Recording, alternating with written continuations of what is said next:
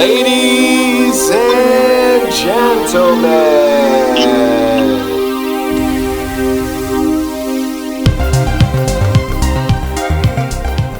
gentlemen, you're watching Geekcaster, everything sci-fi, fantasy, and pop culture commentary. I'm Seven, we have Drew, and we have Corey. How y'all doing today? Doing good. It's a little warm out this way in California, but it's light. I think it's like not nearly what we would call like a heat wave, but cool. Doing well. Yourselves? Good. Rainy in New York. What's going on with you, Corey? Rain. I just got a virus, so I'm upset. Well, that has nothing to do with the weather, but sure, we'll take it. We'll take it. So, did everybody see Mission Impossible yet?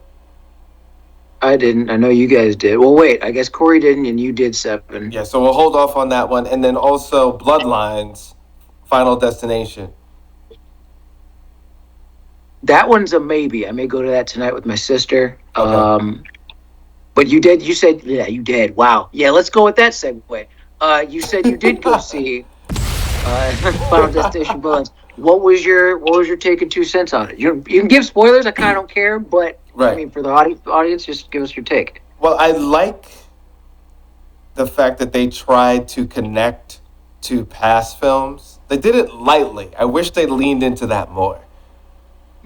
You know, because the premise that people do know, they go back in time where there was an occurrence and someone basically saved people's lives and they changed the future, right? But everyone that we've ever seen die from this, allegedly in the series, all came from this one event. Allegedly. That's the thing. They didn't lean into it to really commit for that. And I wish they did, because that would have been cool. Okay. All right. Corey, you were familiar with the movies, right? Mm-hmm. Yeah, so when you watch Final Destination 5, right, technically that's the first. So if we're going to 6, that happens before 5, that kind of makes sense, because 1 through 4 was in chronological order. One jump before the first one. Right. So I guess now jump even further back with the 6th one. So it kind of makes sense in the direction that they were going. Yeah, it does kind of fit the pattern, because the first few, like you just said, they moved in what we thought was chronological order, and then you came to find out in the later films those were actually taking place earlier in the timeline. And with Bloodlines, I'm figuring, just guessworking from what Seven's been able to tell us, right? It's like it all stems from like someone's previous avoidance of death starts a ripple effect. Right. Because you see this happen in other films where certain people avoid death, and then it ends up like kind of funneling over into the other films with the other characters, to where it's like, okay, it's a chain reaction. If someone avoids death, other people then get looped into this weird cycle. So it seems like Bloodlines is continuing that. And they love to say this phrase about, well, if you mess with death, you'll piss him off, and he'll, they said that a little too many times. But if you like the series, see it. It's not bad, Well, but it depends if there's a butterfly effect in the Yeah. Right. It's like you're throwing off Death's plan. When you defy death, you kind of start ripples in a pond. And when you start ripples in a pond, you move objects that maybe should have been there or should not have been there. Right. So it makes sense, but this idea that death is even that fallible is kind of crazy to me. Right. It's like, why do people know sometimes that their death is going to occur before it happens? That phenomena that happens with certain characters, where does that come from? Why is that a thing? Right. Is it just chance, and how does death not see that one coming? And so I think people's dream deja vu, and then people are like, oh, I had a premonition, I dreamed this was going to happen. So I think that aspect and make it more into like movie standards, I guess. I can get with that. Has anyone, just to get like a little cerebral for a second, have any of you guys ever had the dream where like it's either like a mass extinction event, some weird cataclysm where we all go, and right when we all go, we wake up? Okay. That in Final Destination, I think that might be what that realm of consciousness is. Right. But also, there's also the theory that I heard to where it's us experiencing our deaths in parallel universes as it happens. Right. And the whole multiverse thing, it's like, okay, so in this world, it was an explosion. In another world, the world implodes on itself. And you'll experience this in the dream, but then it's like you wake up because you're in your own realm. Mm-hmm. Kind of creepy. I don't know. Kind of creepy stuff. That is kind of creepy.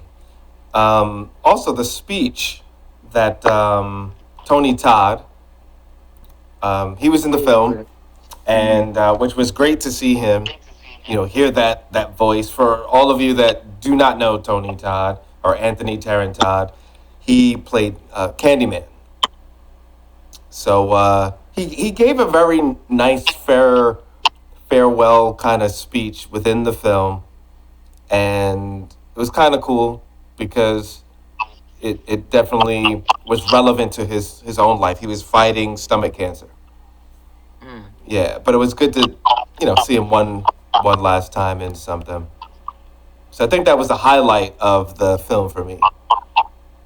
I'm not sure if you're getting an echo, but I am. I am getting the echo. Okay. I wonder where's that coming from. I'm not quite sure. But, Corey and his germs. His germ computer. Oh man, the virus. I'm not sure if that's the same thing. It might just be the software or the equipment. Or the equipment, right? Yeah. So, but no, it was cool I'm that really we did curious. See that last one with them. Yeah, I would like to see what you guys say on it. We could definitely go deeper into it. Overall, again, if you like the series, I would say check it out. If you've never seen it before, I don't know if you would appreciate it. It's hard because I've seen all the other ones, but if you started out from zero, I wonder. Yeah. So. Okay. All right. All right. So Yeah, next thing is Mission Impossible. I'll wait for another episode for that because Corey was correct as far as my view on it. All right. Your boy. I'm trying to remember what he was correct about. What we were talking about last time. Like if you separate the film from just taking in the stunt work, Tom Cruise did his thing. Mm. He did his thing. I said it. He's been minus what Drew said about Jackie Chan because obviously he's black, but Tom has been elevating this series by himself pretty much. And no other action star in the spy genre has reached that level, in my opinion, yet. But waiting for what's next. Maybe would be the next Tom Cruise. We'll see. I guess I have to wait for like a Jason Bourne reboot or something. Or who's the other guy that is like big right now? Not the bald guy. Reacher, Jack Reacher, something. He's like in that kind of same wheelhouse too. The guy that plays him, Alan something. Yeah, it's decent because we can also say the same thing like Jack Ryan. I guess those are like series in like their own little void.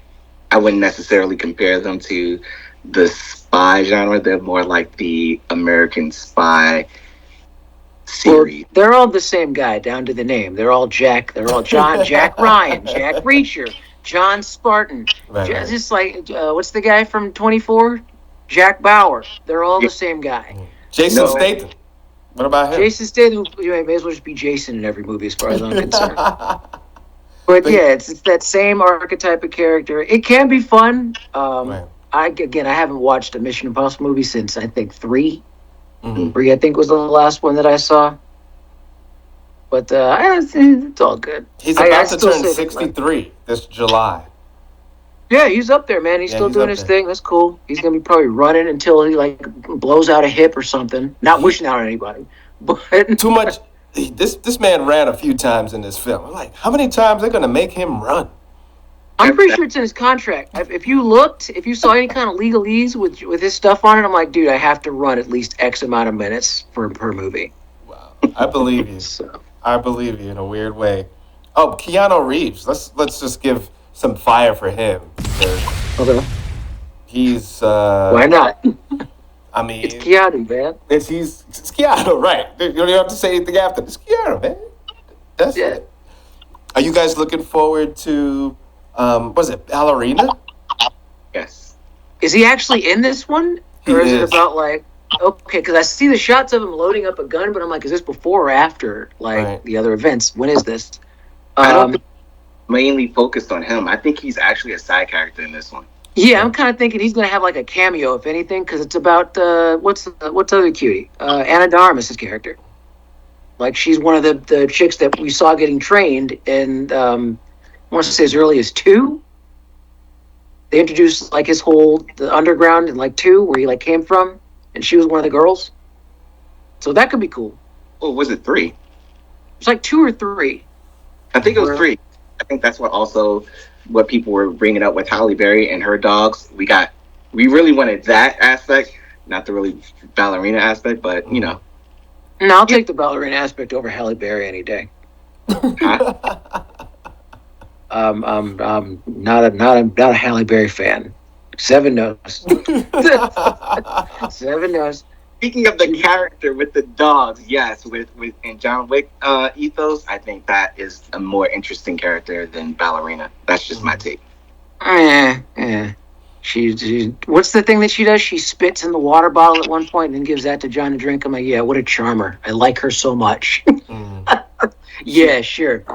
Yeah, I mean, I saw the trailer. In fact, it was right before Mission Impossible, and it seems I'm guessing he shows up mid to halfway in the film. I'm thinking it's gonna be like he'll show up in a flashback or something for like a shot, and then he's gone. Am I able to say what was in the trailer? That's cool. Yeah, if it's in a trailer, I guess it's fair game. Yeah. So what it seems like, she goes rogue or does something that she wants to do that no one wants her to do. They put a hit out on her, and then she comes across John Wick, and it's kind of like, well, you either die or you kill me, kind of thing.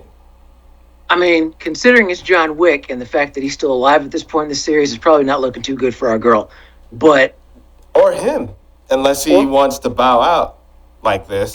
Well, if this is before, because John is effectively dead as of now in the series. He died, apparently. But if this is before, then that means that, yeah, whatever happens, this is a prequel, which means that whatever happens, regardless of how cool it all looks, she's either going to be underground or she's going to be in the ground. Gotcha. And John is still going to be doing his thing. Gotcha. So it'll be cool to find out exactly when this takes place, though. That's why I want to go see it. Right. And where does this fit in the timeline exactly? My question as well. Yeah. So on my end, I just got one more. Heretic. So I saw that this. Sounds familiar. Yeah, it's a 2024 film. It's a horror thriller. I just saw it, just streamed it. Hugh Who's Grant's in it. And Sophie Thatcher, that's in Companion, that we saw the other day. Yeah, it was pretty good. I heard good things. It's on HBO Max if you want to stream it, but I gotta check it out on Max. Yeah. So I haven't. I just heard it's good. One's. Yeah. It's good. It's a good debate. I mean, it's basically questioning religion and faith and playing around with that, and I like it because as soon as a movie starts, you're like, all right, I know where this is going to go. I know what's going to happen. All right, and as a writer, you're like, you figure out almost everything ahead of time, and this one had moments. I like the fact they went in that direction. I mean, I picked up subverted your expectations. Yeah, a little bit. There were things that I were like, "Oh, you're saying this because this is gonna." I picked those out. Those are kind of standard. But there were some surprising moments, and I appreciate that a lot. Yeah. That happens. It's as you were just saying, like as writers, when you go into it from like a plot mindset, I mean, you know how the framework for storytelling kind of works. Right. You will kind of take your own fun out of it when you start overanalyzing. Right. It's you sit down, okay, at some point, if they introduce a concept A, like your Chekhov's gun, you're going to have to use that thing at some point in the film. But you already start deconstructing it. Right. So when it happens, it's less fun. Right. Just sometimes it can be. But yeah, I like when they're able to do that to kind of juke you out in a way. Right. Yeah, it's worth it. To me, that's good writing. Yeah. It is. Unless, as long as it's like, it can work. Don't just subvert expectations just for the sake of it. Don't zigzag when it doesn't necessarily need to like be there, because then you just have like you get convoluted past a point. There was there's a film they tried to do the whole Scream kind of thing, but they did it in such a bad way. It was like, no. Past a point, it's like a juggle. Think of it as like a juggle, or like when you have the cups. Right. You put an object in the cup. You're supposed to pay attention, but you start like doing all the if you start doing all the shuffling in a plot with the subversions and the like plot twists, you eventually lose the plot itself. Right. So it's like, all right, just have those in there, but just be smart when you throw them in. Yeah. And it's like, we had nothing in the cup at any time. You're like, all right. And, okay, so to segue from that, I'll say this much. I did get to watch the Devil May Cry Netflix series this weekend. Okay. I was busy doing stuff, but I did sit down and binge watch that. And when it comes to the subversion of expectations, it does it well. Oh, it does? It was a good example of it. Oh, yeah. I was very much impressed with how they took the lore and the character of Dante, who, for those who don't know, Dante is like a half-human, half-demon, like devil hunter, monster hunter, basically. And it's based off the popular horror action, I guess is what it's called, horror action video game series from Capcom. I love the games. I love the game franchise, butt rock and all. I've been playing it since pretty much the first one came out way back when. Okay. And as someone who's, I'd say, keenly enough aware of the franchise and who Dante is, for better or worse as a character, the show did the franchise and the character pretty good, solid. Nice. With this first season. Nice. The action was there. The music was hilarious because it was basically Adi Shankar, the guy who created it. He was going through his early 2000s shuffle list of new metal and rock. So hearing a series where you got Limp Bizkit, you got, what was it? Rage Against the Machine. Nice. You got at least a track from the Matrix soundtrack outright that was in there somewhere. It was a nice little mix. They even had Crazy Town at one point in an episode. Oh my God. What? Crazy, yeah. Remember Butterfly? Yeah. Remember that song? Right.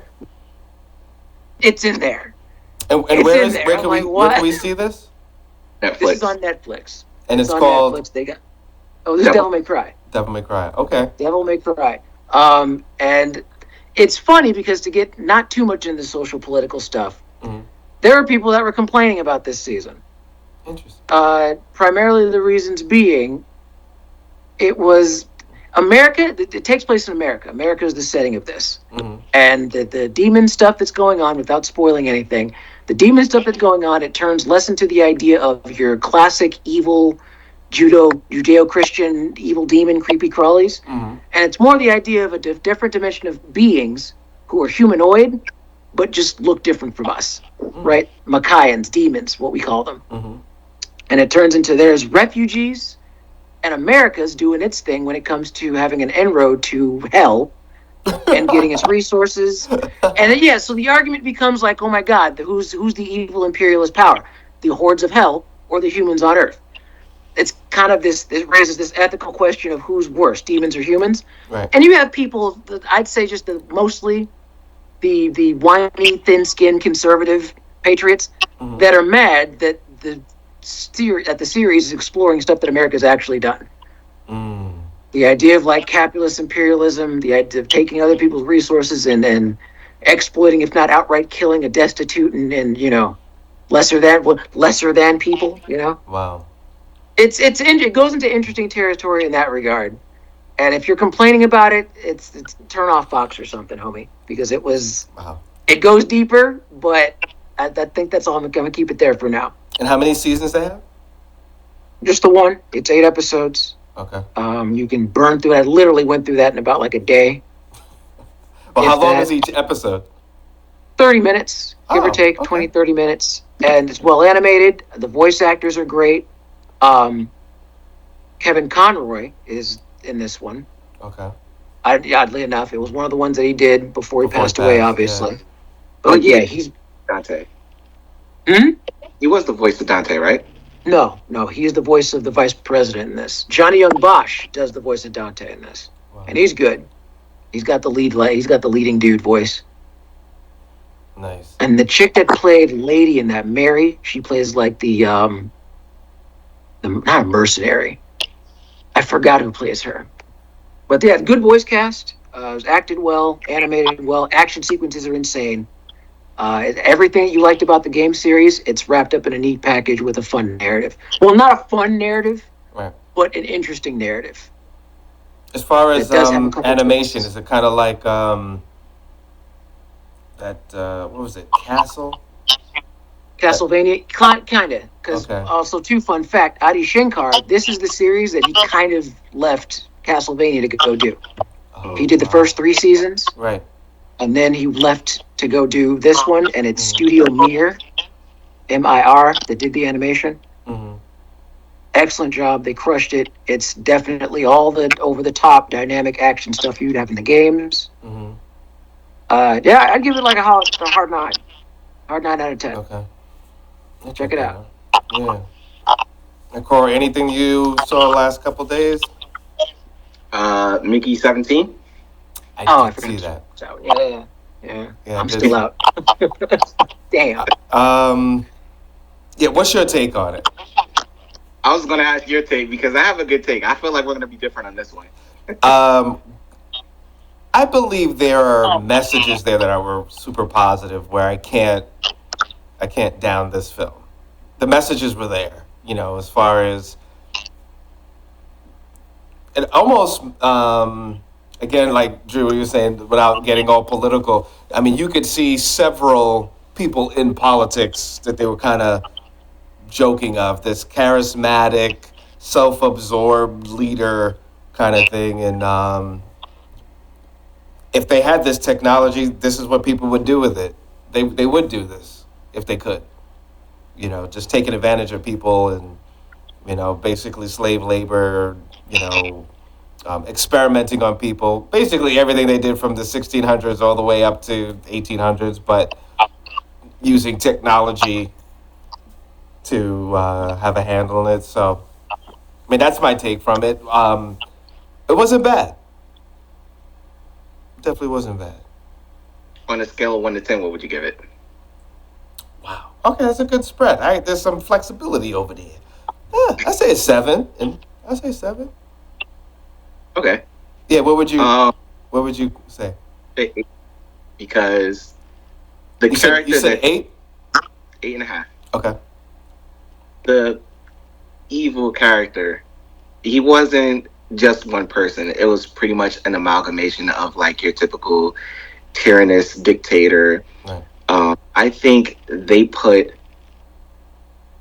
a lot of genres in, and it, like Drew was saying, when you like try to play hide the plot and use so many different avenues to like drive your point home, usually it flat on its face, but I think they really did pull it off in this movie, because not only do you have romance, not only do you have comedy, drama, sci-fi, horror, and it just kept progressing, and you were like, oh, I think it's going to go here. Eventually you're right, but in the middle ground it does take like a different spin on, I guess, Robert Pattinson's character. We haven't really seen that. I thought that was a really good imaginative on like cloning and the effects and the political effects of what that could do. So I thought it was very, very well done. I'm a fan of the sci-fi genre, so I really do appreciate it. And you know what? I'm not mad at your 8.5. You're probably surprised. It was better than I thought it was going to be. I was going to see it in the theater, and I was like, I don't know. Those trailers, I don't know. This could go south real quick. I do regret that I didn't see it in the theater, because it was made for the theater. Yeah. Drew, you should watch it.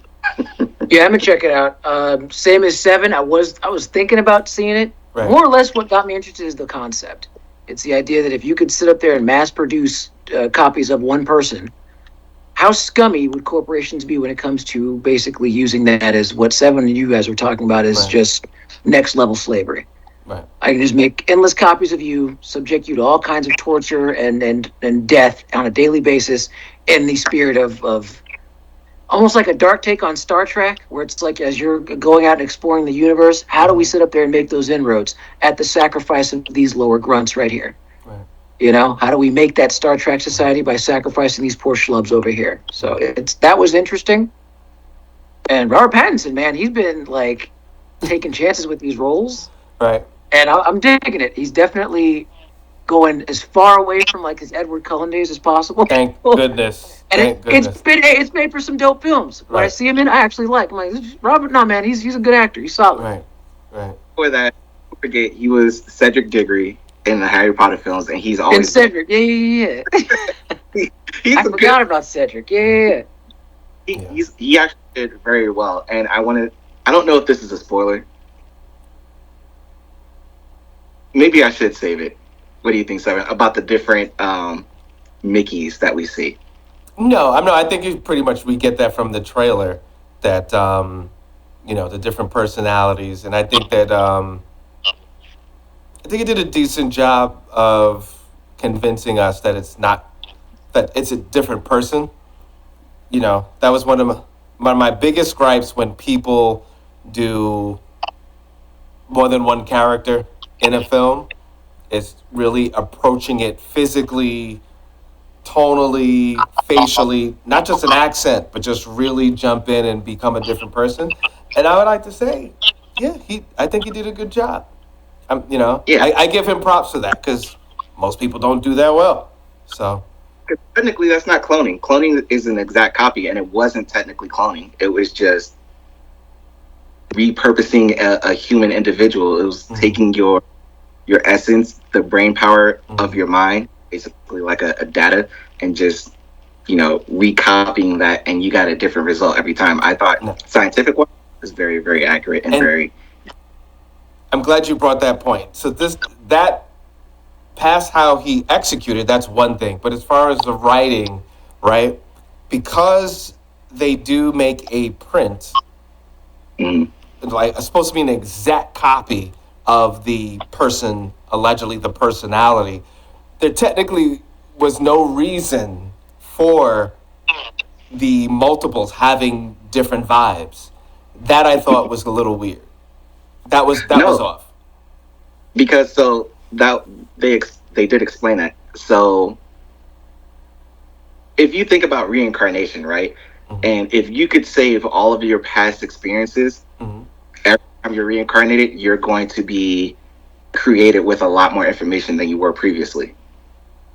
So I think every iteration of the Mickeys, you got a little bit more knowledge, a different personality that was already there. So that's why I said scientific wise, in the grand things, that made sense. It made more sense scientific wise. Gotcha.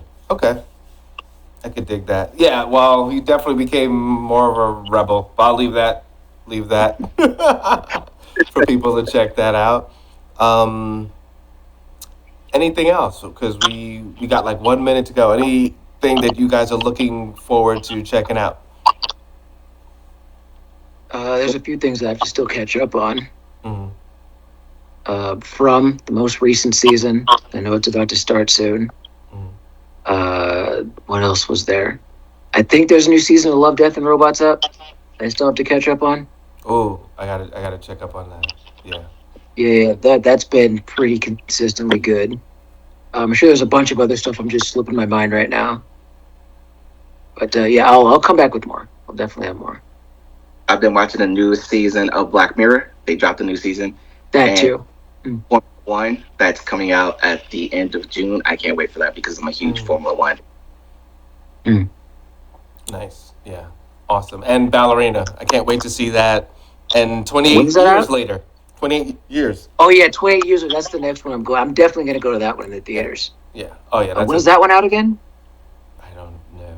I don't have the date. All right, we're officially as of today in June. So if it's not this month, I want to say next month. Yeah. I think right. I think Ballerina's coming out the 11th, and I think Formula One is coming out the 27th of this month. I'm not sure. Okay, we'll check and come back. We'll check that out. You're watching Geekcaster. You can go to geekcaster.com if you're watching us on cable. Thank you, and check us out, geekcaster.com, and also Geekcaster on Instagram. Thank you.